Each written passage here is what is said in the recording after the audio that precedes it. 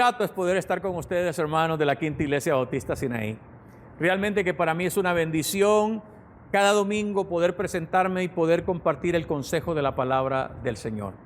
Deseo bendición para todos ustedes y quiero animarles para que se mantengan conectados durante esta transmisión, durante este mensaje, porque realmente el Señor tiene cosas importantes que decirles en esta mañana. Así es que agradezco a todos aquellos que se están conectando. Les invito para que puedan compartir este mensaje también y de paso que puedan estar atentos a lo que Dios tiene que decirles en este momento. Ahora, el mensaje que yo quiero compartir con ustedes, básicamente el título es La cosa que debemos hacer. ¿Qué es lo que nosotros debemos hacer para mantener esa perspectiva misional de la iglesia? Y el Señor ha puesto en mi corazón que yo pueda compartir con ustedes ese capítulo 16 del libro de los Hechos, en los cuales nosotros podemos encontrar el inicio del segundo viaje misionero del apóstol Pablo. Si pudiéramos nosotros hacer un recordatorio o prácticamente un enfoque contextual de este capítulo 16, nos daremos cuenta de que prácticamente comienza en el capítulo 15, versículos 36 al 41, casi al final del 15, y en el capítulo 16 se da inicio a lo que es el avance de la obra misionera emprendida por el apóstol Pablo. Pero en el capítulo 15 encontramos la declaración de lo que dice el versículo 36, y dice: después de algunos días, Pablo dijo a Bernabé: volvamos a visitar a los hermanos en todas las ciudades en que hemos anunciado la palabra del Señor, para ver cómo están. Y Bernabé quería que llevasen a Juan Marcos, el que tenía por sobrenombre Marcos, pero Pablo no le parecía llevarlo consigo al que se había apartado de ellos desde Panfilia, y no había ido con ellos a la obra. Y hubo tal desacuerdo entre ellos que se apartaron el uno del otro. Bernabé tomó a Juan Marcos y navegó a Chipre, y Pablo, escogiendo a Silas, salió encomendado a los hermanos, por los hermanos a la gracia del Señor, y pasó por Siria, Cilicia, confirmando a las iglesias. Y esto da pie prácticamente a lo que es el inicio del viaje misionero de Pablo. Ahora, hay algunos aspectos interesantes y algunas verdades fundamentales que nosotros necesitamos considerar, especialmente en un momento y en un tiempo tan crucial para la vida de la iglesia, y especialmente en el tiempo que nos ha tocado vivir, que nosotros debemos tener muy en cuenta. Porque si hay algo que debemos considerar, son cada uno de los factores de los cuales vamos a poder hablar en esta noche en especial. Y una de las primeras cosas que yo quiero compartir, especialmente para ustedes, mis hermanos, es el hecho de la importancia que tiene el clarificar la visión de Dios para la iglesia. Ahora, ¿por qué yo hablo acerca de la importancia de clarificar la visión de Dios para la iglesia? Porque cuando nosotros entramos al capítulo 16, y especialmente los versículos 6 al 10, vamos a descubrir que Pablo está enfocado, Pablo está prácticamente determinado a llevar el avance de la predicación del Evangelio al Asia Menor, de llevarlo más allá de donde lo habían hecho en el primer viaje misionero y de compartir la palabra en esa región. Ahora, escucha lo que dice la palabra del Señor. 16, verso 6 dice: y atravesando Frigia y la provincia de Galacia, les fue prohibido por el Espíritu Santo hablar la palabra en Asia. Y cuando llegaron a Misia, intentaron ir a Bitinia, pero el Espíritu no se lo permitió. Y pasando juntos a Misia, descendieron a Troas, y se le mostró a Pablo una visión de noche. Un varón macedonio estaba en pie rogándole y diciendo: pasa a Macedonia y ayúdanos.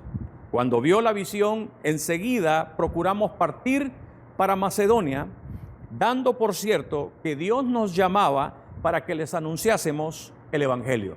Aquí este relato lo registra el doctor Lucas, que era parte del equipo misionero que Pablo había llevado en este segundo viaje. Ahora, hay algunas cosas que debemos considerar. Pablo está enfocado con la idea de poder continuar llevando el Evangelio en todo el Asia Menor, pero por alguna razón y de una forma que todavía no podemos nosotros descifrar a la luz de la palabra, de qué manera el Señor, a través de su Espíritu, le prohibió a Pablo el hecho de que continuara predicando en esas zonas en el Asia Menor. Ahora, sabemos de hecho de que probablemente el Espíritu Santo pudo hablar a través de un portavoz, de miembro del equipo, o pudo hacerlo de otra manera. Bueno, Dios es soberano y Dios realmente en ese momento determinó una forma y una manera de cómo comunicarle a Pablo de que él no aprobaba los planes y los proyectos que él llevaba en mente. Y aquí hay una verdad central que nosotros debemos considerar, especialmente cuando queremos nosotros redireccionar o cuando nosotros queremos impulsar a la iglesia con un enfoque misional. Y es que debemos darnos cuenta de que la obra de Dios no se hace a voluntad y a deseo de los hombres, sino que la obra de Dios es una prerrogativa que le pertenece exclusivamente a Dios. Y es en ese sentido, por lo cual yo digo en esta noche, de que es importante que nosotros clarifiquemos cuál es la visión que Dios tiene para nosotros. ¿Qué es lo que Dios quiere hacer en, por y a través de la vida de nuestra iglesia? ¿Cómo el Señor quiere que nosotros hagamos la obra? Como pastores y como líderes y aún como miembros de una congregación podemos tener una idea acerca de cómo deberíamos hacer el ministerio y de cómo podríamos llevar adelante el trabajo de la iglesia. Pero yo creo que en tiempos tan turbulentos y cambiantes como los que estamos viviendo, es fundamental que nosotros podamos descifrar cuál es el deseo de Dios, cuál es la voluntad de Dios y qué es lo que Dios quiere que nosotros hagamos con relación al avance, a la proclamación, a la plantación de nuevas iglesias, como también llevar el Evangelio hasta lo último de la tierra. ¿Por qué? Porque la obra de Dios ha de hacerse a la manera de Dios. Y cuando la obra es hecha a la manera de Dios, nunca le faltarán los recursos de Dios, como dijera un misionero del pasado. Y es aquí donde nosotros debemos considerar la importancia que tiene el hecho de poder tener claridad hacia dónde debemos dirigirnos como iglesia, especialmente en lo que tiene que ver en la anunciación del Evangelio, el establecimiento de nuevas iglesias y el impulso misionero que podemos llevar hacia adelante. Hemos de hacerlo descifrando qué es lo que hay en el corazón de Dios y de la manera en que Dios quiere que nosotros lo hagamos. El relato nos habla de que en 2 ocasiones el Espíritu Santo habló de tal manera que le prohibía a Pablo que realmente fuera a estas ciudades a las cuales él quería ir. Él quería ir a la provincia de Galacia y el Espíritu Santo le dijo, no puedes ir a ese lugar. Luego él quería ir, ¿verdad?, a Bitinia y el Espíritu Santo vuelve a hablar y no se lo permite. Y luego llega a Troas, probablemente buscando una avenida, buscando una manera, buscando una forma de continuar llevando el Evangelio. Y es ahí donde el Señor trae una visión, y en la visión en la cual el apóstol Pablo ve a un varón macedonio. Me imagino que en el sueño pudo ver a este hombre con su indumentaria, con sus ropas, ¿verdad?, de tal manera que se miraba, ¿verdad?, como un varón de Macedonia, y este le está rogando que por favor pase y les ayude. Pablo entiende de que esa visión es una manera, es una confirmación de lo que Dios está pidiéndole que haga, de que no continúe en Asia Menor, sino que se dirija especialmente a un nuevo campo misionero, el cual prácticamente, ¿verdad?, era ir a Macedonia, hoy en la actualidad pertenece a Grecia, y de que él llevara el Evangelio a ese lugar. Y es así como Pablo, una vez que entiende qué es lo que debe hacer, se dirige especialmente a esa ciudad importante llamada Filipos, la cual era una colonia romana. En ese lugar era una ciudad importante, era una metrópolis a la cual él es enviado para poder predicar el Evangelio. Déjame decirte que prácticamente esa fue la primera ciudad en Europa en la cual el apóstol Pablo predicó el Evangelio de Jesucristo. Ahora, el capítulo 16 nos habla realmente de todo lo que aconteció en ese lugar. Ahora, si nos cuesta poder entender en tiempos tan confusos y difíciles como los que estamos viviendo, querer descifrar qué es lo que Dios quiere que hagamos como iglesia, si bien es cierto, la palabra del Señor nos ha descrito la voluntad del Señor, nos ha revelado a través de esta revelación escrita qué es lo que Dios quiere que hagamos, cómo se descifra su voluntad, cómo se plasma realmente la tarea y la misión de la iglesia. Es importante que también nosotros podamos ir delante del Señor y podamos tratar de entender más claramente qué es lo que Dios quiere hacer a través de nuestra iglesia. Y es ahí donde yo quiero darte 4 o 5 consejos que pueden ayudarte a poder clarificar de una mejor manera la visión que Dios quiere llevar a cabo a través de la iglesia. Lo primero que debemos hacer es mantener una actitud de quebrantamiento. ¿Qué significa una actitud de quebrantamiento? Significa una actitud en la cual nosotros nos humillamos delante de Dios, reconociendo su soberanía y su poder, su voluntad, y nosotros nos rendimos al deseo, al designio y al propósito que Dios tiene para que nosotros podamos realmente someternos y ser obedientes a lo que Dios quiere hacer. Pero debe haber una actitud de quebrantamiento, de humillación, de rendición, en la cual nosotros reconocemos que necesitamos la sabia dirección de Dios, de que necesitamos entender y comprender qué es lo que Dios desea para poder afinar nuestro plan, nuestro trabajo, nuestra visión particular como iglesia y llevar a cabo lo que Dios quiere hacer en, por y a través de nosotros. Pero también es indispensable de que mientras nosotros vamos y nos rendimos a Él, que podamos mantener una actitud o una disposición de aprender a esperar en Él. La palabra del Señor dice que los que esperan en Jehová tendrán nuevas fuerzas. Siempre digo que el esperar es un esperar activo, no pasivo. Mientras yo espero que el Señor me indique, que el Señor me dé el discernimiento, la intuición, que me dé la sabiduría, como también me dé la dirección hacia dónde dirigirme, yo estaré sirviéndole, yo estaré buscándole en oración, yo estaré pidiendo de que el Señor pueda iluminar mi mente hacia lo que yo debo hacer. Pero también es indispensable que podamos estar atentos al susurro del Espíritu Santo, el cual Dios puede usar para poder hablarnos perceptiblemente, como también hablarnos a través de su palabra, o a través de los pastores o los líderes, como también a través del pueblo de Dios, donde podamos nosotros escuchar eso. Queremos entender cuál es la visión de Dios. También es importante que podamos nosotros estar atentos al consejo de la palabra del Señor. David decía en el Salmo 105, lámpara es a mis pies tu palabra y lumbrera a mi camino.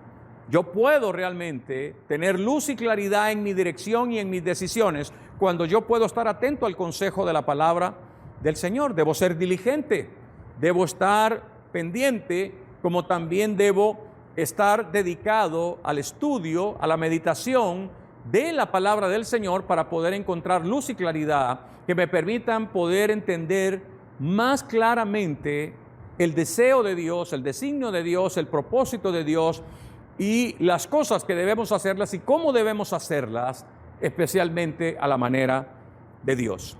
Mientras yo hago estas cosas para poder entender la visión del Señor, entonces yo me mantengo en una actitud de alabanza y de adoración con el pueblo de Dios. Son 5 cosas que pueden ayudarnos para poder tener claridad hacia dónde debemos dirigirnos. La primera es el hecho de tener una actitud de rendición y de quebrantamiento delante del Señor. La segunda tiene que ver con aprender a esperar en Él hasta que el Señor nos diga qué es lo que va a hacer.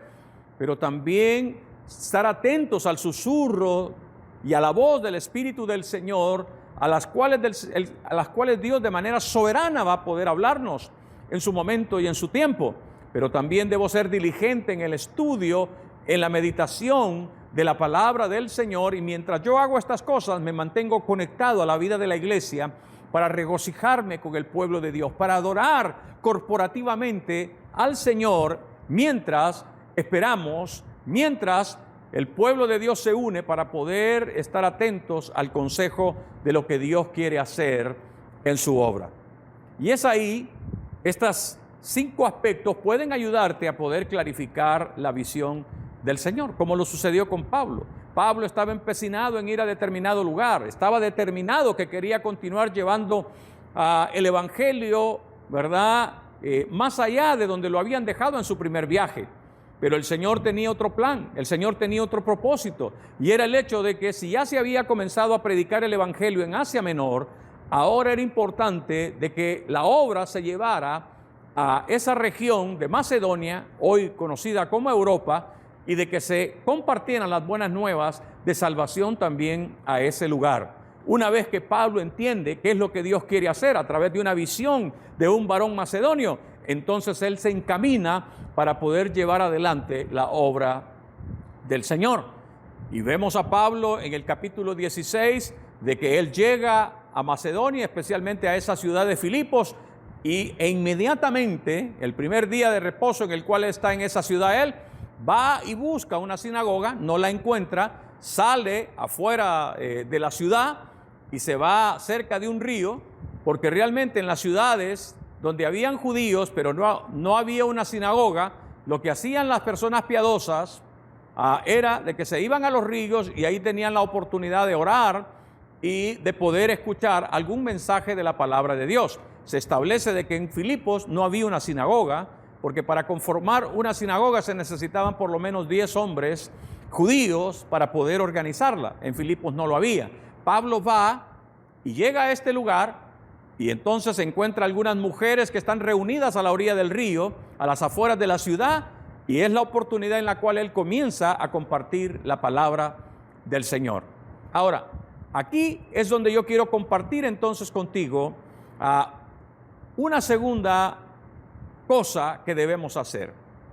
En la primera establecimos que es importante clarificar la visión de Dios, porque el avance misionero, la proclamación del Evangelio y llevar la obra de Dios hasta lo último de la tierra es prerrogativa de Dios. Y es importante que nosotros podamos descifrar lo que hay en el corazón de Dios y qué es lo que Dios quiere hacer en el lugar donde Dios quiere hacerlo.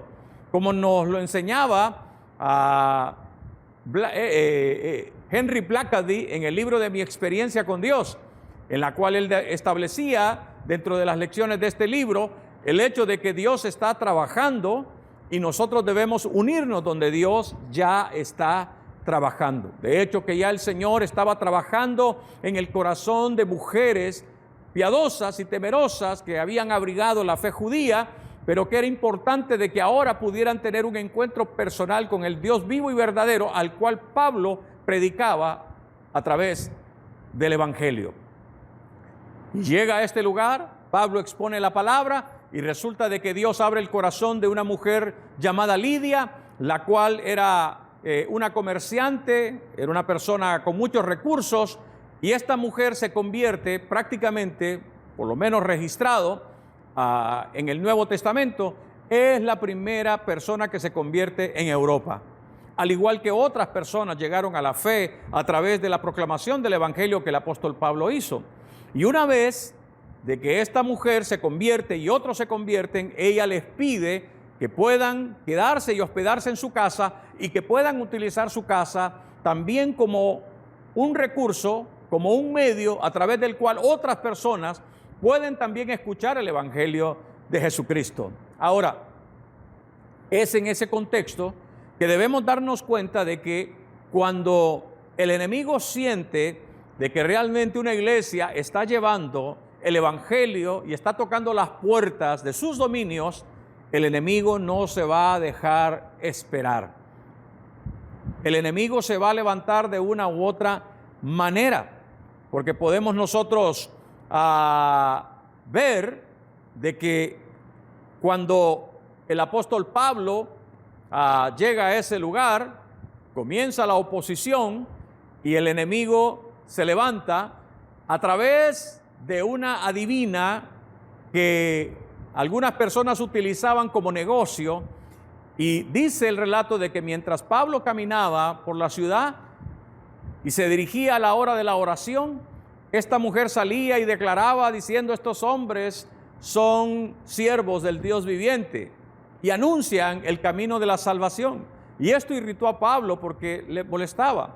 Y entonces Pablo se dirigió a esta mujer y reprendió el espíritu de adivinación que había en ella y lo expulsó de esta mujer, a tal grado de que cuando los dueños de esta esclava se dieron cuenta de que ya no podía adivinar más y que su negocio prácticamente se había venido abajo, ellos acusaron falsamente al apóstol Pablo y lo llevaron delante del tribunal para acusarlo falsamente de prácticas que no les era lícito a ellos realizar porque ellos eran ciudadanos romanos. Es así como las autoridades públicamente los ajustician a ellos, rasgan sus vestiduras y los azotan con varas, tanto a Pablo y a Silas, y luego posteriormente son enviados a la cárcel. Y allá en el calabozo de más adentro de esa prisión son amarrados al cepo, y ahí ellos están, después de ser azotados, están ellos ahí golpeados y están encarcelados. Ahora, debemos darnos cuenta de que mientras nosotros hagamos la obra de Dios, siempre tendremos la oposición que se va a levantar contra la obra de Dios. Es por eso que el apóstol Pedro decía de que nuestro adversario, el diablo, anda como león rugiente alrededor de nosotros buscando a quien devorar. Y es así de cómo vamos a enfrentar oposición, de cómo nosotros vamos a encontrar obstáculos, impedimentos, de cómo nosotros vamos a encontrar tantas situaciones como la persecución que se desata en contra de los cristianos alrededor del mundo, como la forma de cómo los medios, la forma de cómo las personas a nuestro alrededor se levantan en oposición a la proclamación del Evangelio. Cuando nosotros pensamos en función de el establecimiento de nuevas iglesias, vamos a darnos cuenta de que cada iglesia ha tenido sus propias dificultades, tanto en la zona, en la comunidad, como en muchas cosas. Me contaba un amigo de que él estaba yendo a las montañas con los lencas, y resulta de que un grupo armado un día lo esperaba, un grupo de hombres armados con machetes, habían preparado una emboscada para poder acabar con su vida. Resulta de que él llegó al lugar donde él llevaba algunas ayudas alimentarias para algunas personas que ellos estaban visitando a raíz de que estaban enfermos y necesitados. Y eso como que molestó a algunas personas de que un pastor evangélico fuera y llevara alimento a una persona en necesidad y pudiera compartir las buenas nuevas. Él llegó al lugar donde tenía que dejar su vehículo, se bajó, él iba con su hija, y resulta de que algo le dijo que dejara a su hija en el vehículo, y entonces le dijo a la hija: quédate aquí, yo voy a ir, me esperas aquí en el vehículo. Y entonces luego él caminó, pero algo le decía que se regresara. Algo le decía que se regresara. Resulta de que este grupo de hombres armados estaban escondidos en matorrales, esperando emboscarlo, probablemente para poder acabar con su vida. Pero el Espíritu del Señor le alertó acerca de lo que se estaba fraguando contra él, y es así que cuando él se percató de que realmente había algo que le decía que regresara, que no estaba normal esa situación, regresó a su vehículo y luego regresó a su casa. Cuando él dio la vuelta en su vehículo y avanzó, pudo ver a través del retrovisor de cómo este grupo de hombres salían de los matorrales con machetes, ¿verdad? Y ahí pudo entender realmente de que había un plan para acabar con ellos. Ahora, ¿qué podemos hacer con la oposición? ¿Qué podemos hacer cuando el enemigo se levanta? Cuando viene para tratar de impedir, de obstaculizar, de dañar y destruir la obra de Dios. Aunque debemos entender que Jesús dijo realmente de que, como lo dijo a los discípulos en un momento determinado, ¿verdad? Le dijo de que yo edifico a mi iglesia y ni aun las puertas del Hades prevalecerán contra ella. Así es que el Señor es el que edifica la iglesia, el Señor es el que tiene el control de la iglesia. Y a mí me impresiona poder darme cuenta de que realmente los grandes conquistadores de los tiempos perecieron. Los grandes imperios que se levantaron desaparecieron, como también las grandes corporaciones que han existido, muchas de ellas se han ido y han desaparecido. Los grandes estadistas, los grandes hombres libertadores del pasado, todos se han ido. Y si hay algo que ha persistido a través de los siglos, es la iglesia. ¿Por qué? ¿Por qué la iglesia no ha perecido después de 2000 años de existencia? ¿Sabes por qué? Porque el Señor dice, esta es mi iglesia, yo edifico mi iglesia y ni aun las puertas del Hades van a prevalecer contra ella. El Señor es el que edifica la iglesia, el Señor es el que sostiene la iglesia, el Señor realmente es el que pelea por su iglesia, como se lo dijo a Saulo de Tarso cuando iba persiguiendo a los cristianos allá hacia Damasco. El Señor se le apareció, lo derrumbó de la cabalgadura en la cual iba y una voz en la oscuridad de sus ojos le dijo, Saulo, Saulo, ¿por qué me persigues? No le dijo, ¿por qué persigues a la iglesia? Sino le dijo, ¿por qué me persigues? Porque realmente el que persigue a la iglesia, el que quiere hacerle daño a la iglesia, el que quiere destruir a la iglesia, va a tener que enfrentarse con el que edifica a la iglesia. Y esto es Jesucristo, el Rey de Reyes y Señor de Señores. Ahora, mis hermanos, ¿qué es lo que debemos hacer nosotros cuando enfrentemos oposición, obstáculo o persecución? Debemos aprender, y aquí está la segunda verdad, y es que debemos aprender a echar mano de los recursos de Dios. Hay 3 versos que me gustaría leerte del capítulo 16. La primera es que dice de que cuando vio la visión, enseguida procuramos partir para Macedonia, dando por cierto que Dios nos llamaba para que anunciásemos el Evangelio. Anunciar el Evangelio. Verso 16. Aconteció que mientras íbamos a la oración, nos salió al encuentro una muchacha que tenía espíritu de adivinación. Verso 25. Pero a medianoche, orando Pablo y Silas, cantaban himnos a Dios y los presos los oían. Y después de que ellos estaban haciendo eso, dice de que un enorme terremoto sacudió los cimientos de la cárcel, reventó las cadenas, abrió las puertas y prácticamente todos los presos en esa cárcel quedaron libres. Ahora, ¿por qué hago mención de estas cosas? Porque debemos darnos cuenta de que si bien es cierto, el enemigo se levanta con el propósito de querer detener la obra de Dios, de dañar la obra de Dios, de destruir la obra de Dios y de querer impedir que realmente la iglesia pueda proclamar el Evangelio de Jesucristo a otras personas, y que normalmente el enemigo puede utilizar muchas formas para tratar de hacerlo.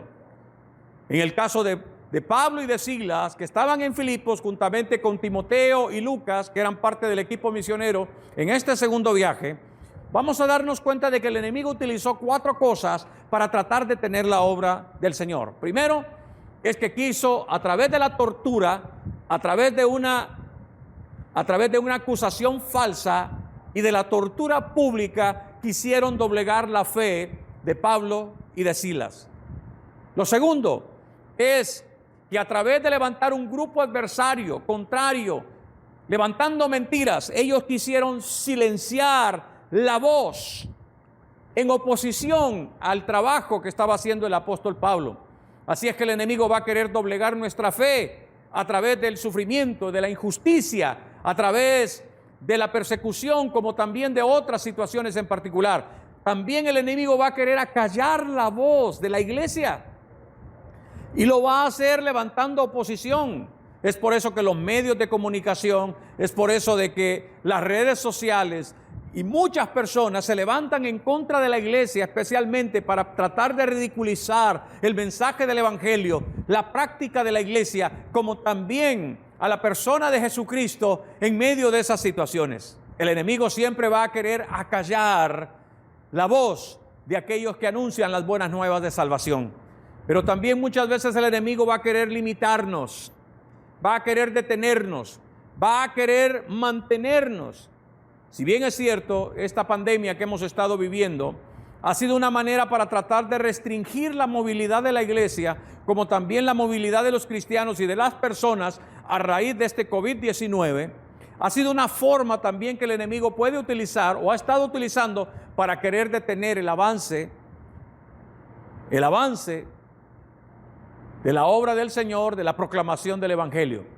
Pero es ahí donde nosotros hemos tenido que echar mano de los recursos que tenemos para continuar manteniendo en perspectiva nuestro llamado y nuestra misión como iglesia de proclamar el Evangelio de Jesucristo. El enemigo siempre va a querer limitarnos para que no hagamos la obra de Dios, pero también el enemigo va a querer detener la alabanza al Señor, la adoración pública, la exaltación al Señor, el hecho de que podamos nosotros adorar plenamente a nuestro Señor, y lo va a hacer a través de las circunstancias adversas que pueden venir contra nosotros. Por eso, en medio de esas circunstancias, nosotros tenemos que aprender a echar mano de los recursos del Señor. Debemos echar mano de los recursos del Señor. El apóstol Pablo decía en 2 de Corintios de que las armas de nuestra milicia no son carnales, sino poderosas en Dios para la destrucción de fortalezas. ¿Cuáles son los recursos que Dios les ha dado, iglesia? ¿Cuáles son los recursos de los cuales podemos echar mano? Allá en los versos que te leí, en el verso 10, en el verso 25 y en los versos de más adelante, descubrimos que lo que Pablo estaba usando, especialmente en circunstancias opositorias y en injusticias en las cuales estaba viviendo, normalmente Pablo estaba haciendo uso de la oración, estaba haciendo uso de la adoración cantada al Señor, pero también estaba haciendo uso de la proclamación del Evangelio. Ahora, ¿cuáles son las armas que Dios nos ha dado a nosotros? ¿Cuáles son esas armas poderosas de las cuales Pablo le hablaba a la iglesia de Corintios? Bueno, en primer lugar debemos hablar de lo que es el poder del Espíritu Santo.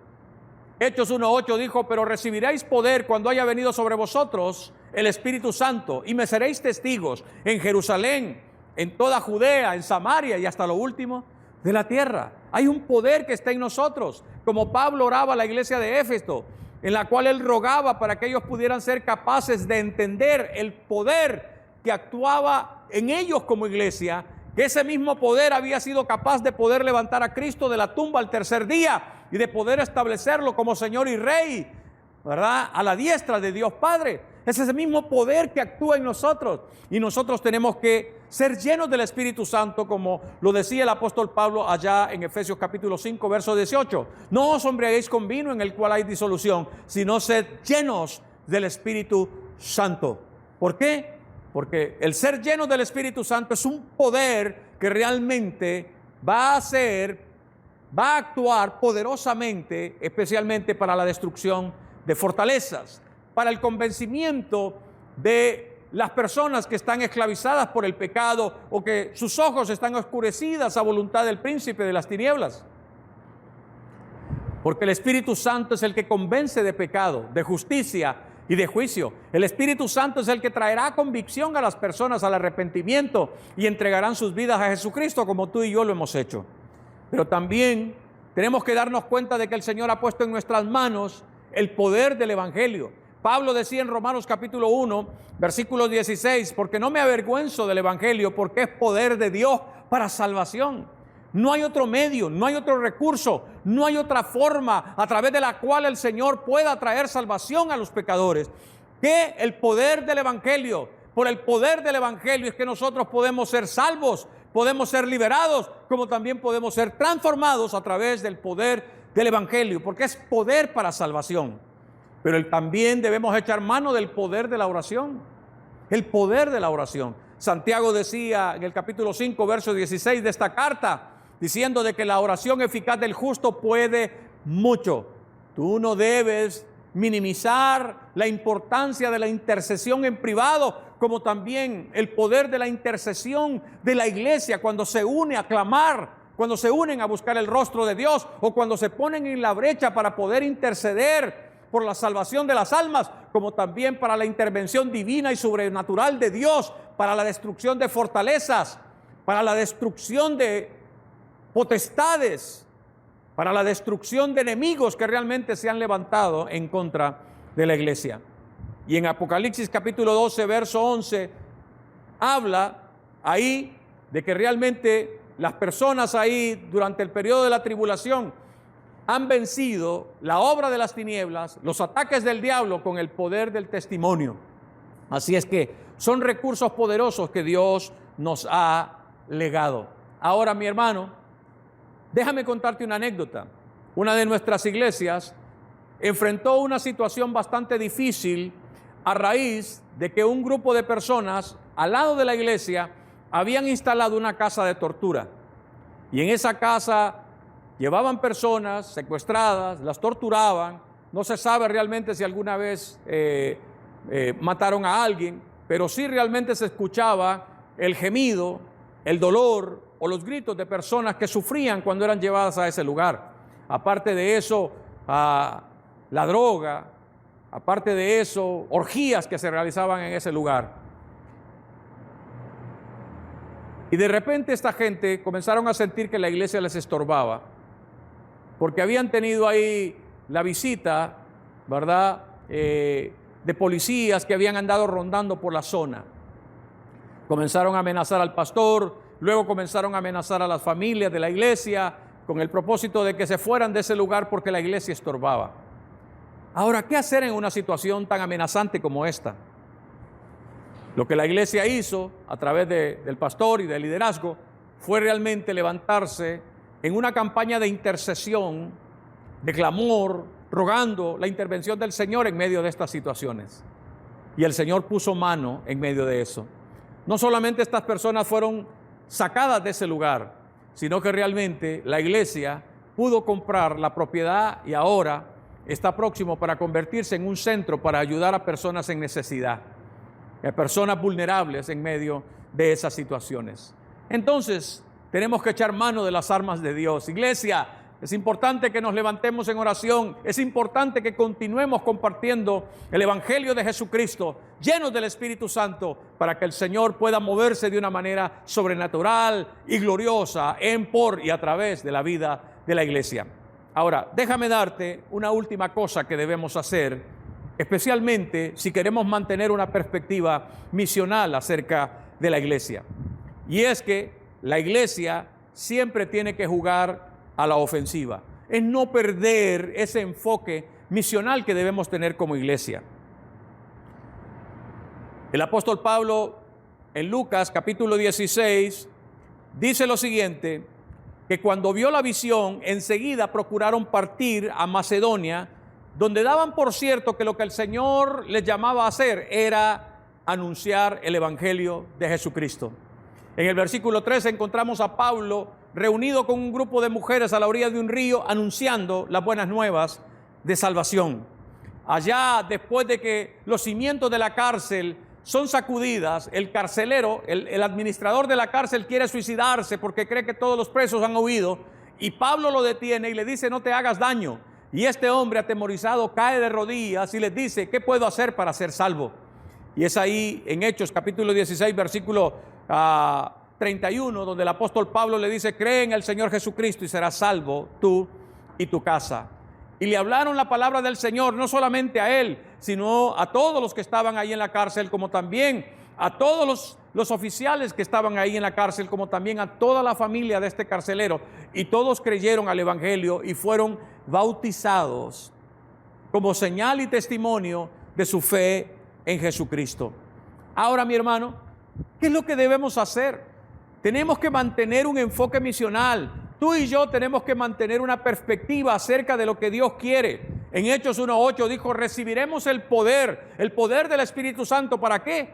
Para ser testigos. Y hoy más que nunca, como iglesia, estamos llamados especialmente a poder levantar nuestros ojos y de mirar a nuestro alrededor de las personas que realmente están atravesando por diversas situaciones. Y es ahí donde yo quiero animarte y alentarte en esta noche para que tú puedas salir, a pesar de que debemos mantener el distanciamiento social y a pesar que debemos guardar, ¿verdad?, los protocolos de bioseguridad. A pesar de todas estas restricciones, yo quiero animarte y quiero desafiarte en este día para que vayas y busques personas en crisis y que les escuches y que les des una palabra de aliento.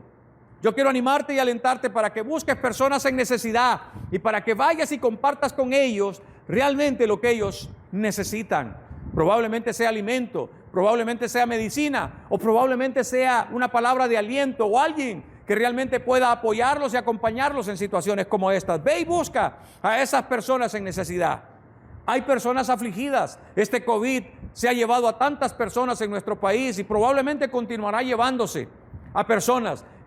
Hay familias enlutadas, hay familias endeudadas, hay familias que realmente están atravesando dificultades por pérdida de empleo, por la quiebra de sus negocios, por la falta de oportunidades, por la escasez y por la crisis, a las cuales ellos están sufriendo tremendamente y están afligidas por la problemática que están viviendo. Ve y busca a esas personas y sé tú una respuesta para ellos en medio de estas circunstancias. Sal y busca personas que realmente necesitan a alguien que pueda hacer un apoyo como un verdadero amigo, a cuales tú puedas brindarle tu amistad, a quienes tú puedas darle realmente palabras sinceras de aliento y de ánimo. Ve y busca esas personas. Hay personas que probablemente necesitan una segunda oportunidad por sus errores, por sus fracasos, por sus metidas de pata. Ve y busca a esas personas y diles que realmente en Dios hay una segunda oportunidad para poder cambiar, para poder enmendar, porque como lo dijo Pablo allá en 2 de Corintios 5:17, de modo que si alguno está en Cristo, nueva criatura es, las cosas viejas pasaron y aquí todas son hechas nuevas. Háblales y diles que realmente hay esperanza y de que hay segundas oportunidades en el Señor, aún a las personas que te son antipáticas, aún a los enemigos, aún a los adversarios, aún a las personas que realmente, ¿verdad?, no conoces. Ve y sé amable con ellos y diles realmente de que Dios los ama y de que tú a través del amor de Cristo tú también les amas. Iglesia, no perdamos nuestro enfoque misional. No perdamos nuestro enfoque misional. Continuemos nosotros en la tarea de poder proclamar el Evangelio de Jesucristo. Porque cuando nosotros podamos mantener esa perspectiva, vamos a darnos cuenta de que ni aún las puertas del Hades van a prevalecer contra la iglesia. Te he dicho 3 cosas de lo que debemos hacer como iglesia. Primero, es que debes clarificar la visión de lo que Dios quiere que tú hagas como la iglesia de Cristo.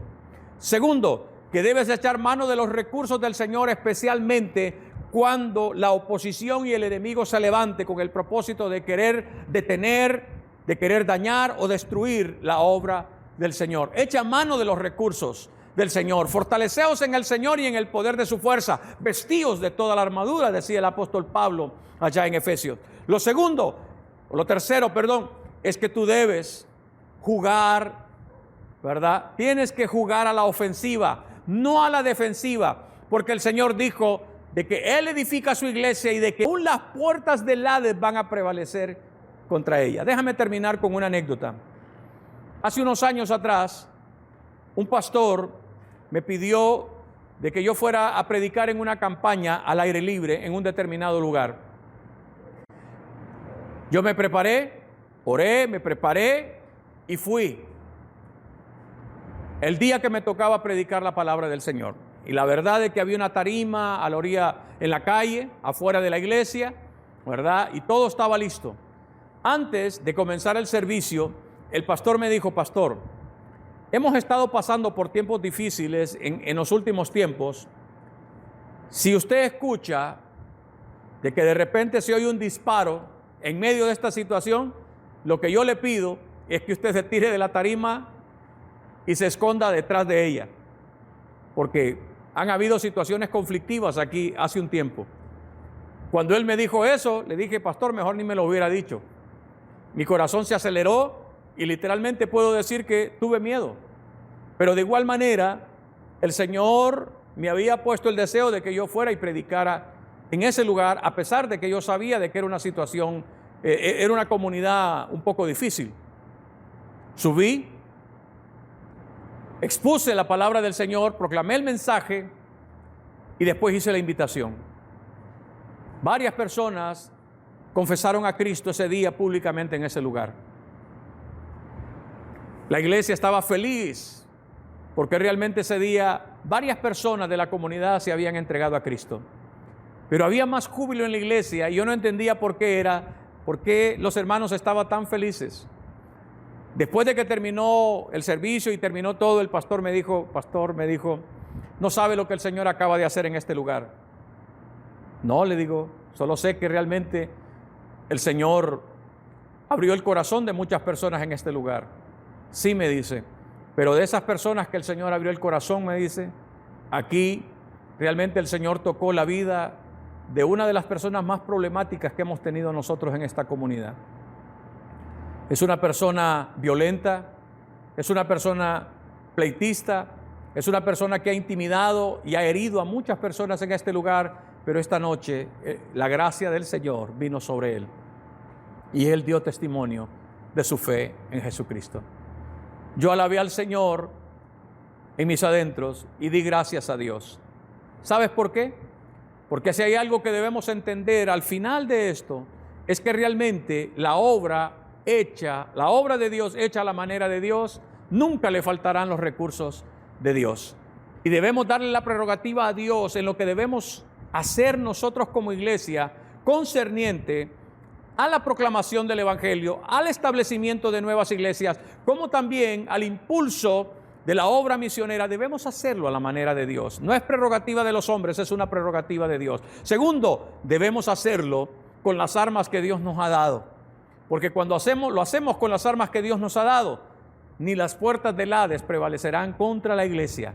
Y finalmente, tenemos que mantener una perspectiva, un enfoque misional acerca de lo que debemos hacer, porque cuando nosotros tenemos ese enfoque misional, nos vamos a dar cuenta de que realmente el Señor traerá y añadirá a los que han de ser salvos.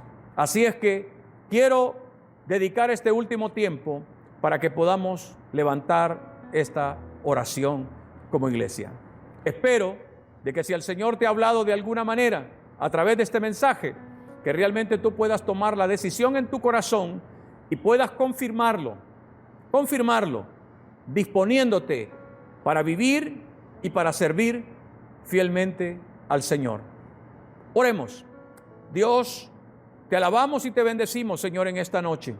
Y te damos gracias por la oportunidad y el privilegio que nos das de poder ser parte de tu obra, de poder ser siervos tuyos, Señor, para poder llevar adelante lo que tú has dispuesto que nosotros hagamos para tu obra y para tu propósito. Ahora, Señor, quiero orar por la vida de la iglesia, para que tú la llenes de tu Espíritu Santo, para que tú, Señor, puedas equiparla, Señor, con los recursos, como también, Señor, de los dones y de los medios necesarios para que continúen siendo fieles, Padre Santo, en medio de circunstancias tan difíciles y cambiantes como las que estamos viviendo. Y de que tú puedas levantar una generación de hombres y de mujeres que realmente puedan llevar la semilla del Evangelio, no solamente, Señor, en esta ciudad, sino que también hasta lo último de la tierra. Señor, pido tu bendición sobre ellos y pido, Señor, de que tú te sigas glorificando y de que puedas, Señor, dar a conocer tu obra en medio de los tiempos. Señor, pido tu bendición y por aquellos que han tomado una decisión de fe, una confirmación de su deseo de vivir y de servirte fielmente, Señor, Padre Santo, yo pido que tú los llenes de tu Espíritu y que los uses para tu gloria y tu propósito. Señor, todo esto te lo pido en el nombre de Jesús y todos decimos amén. Mis hermanos y amigos, si ustedes hicieron esta oración que acabamos de hacer y realmente afirmaron en su corazón el deseo de entregarse y de poder disponer de su tiempo, de sus talentos y de sus tesoros para servir a la obra de Dios, porque hay un pensamiento que debemos considerar. Tú no puedes decir que sirves a Cristo si no estás sirviendo en la iglesia, porque el que no sirve en la iglesia no está sirviendo a Cristo. Así es que es importante que si el Señor te ha impulsado a algo, si el Señor te ha desafiado a que puedas tomar una decisión o puedas hacer un compromiso, que realmente eso pueda verse reflejado a través de tu deseo de poder servir al Señor a través de la iglesia, en los ministerios, de que puedas involucrarte, de que puedas participar, ya sea involucrándote en algunos de los ministerios de la iglesia, pero también en la disposición de poder contribuir, de colaborar para el sostenimiento de la obra, así como también el hecho de que en tu vida privada, como también en tu vida pública, tú puedas compartir el evangelio que salva vidas a otras personas a través de tu historia de vida. Así es que si tomaste una decisión, por favor, házmelo saber. Estaré muy feliz de saber la decisión que tomaste. O díselo a otra persona de la iglesia y de esa manera estaremos orando por ti y veremos la manera de cómo tú puedes involucrarte en los diversos ministerios que tenemos como iglesia. Así es que deseo que el Señor te bendiga.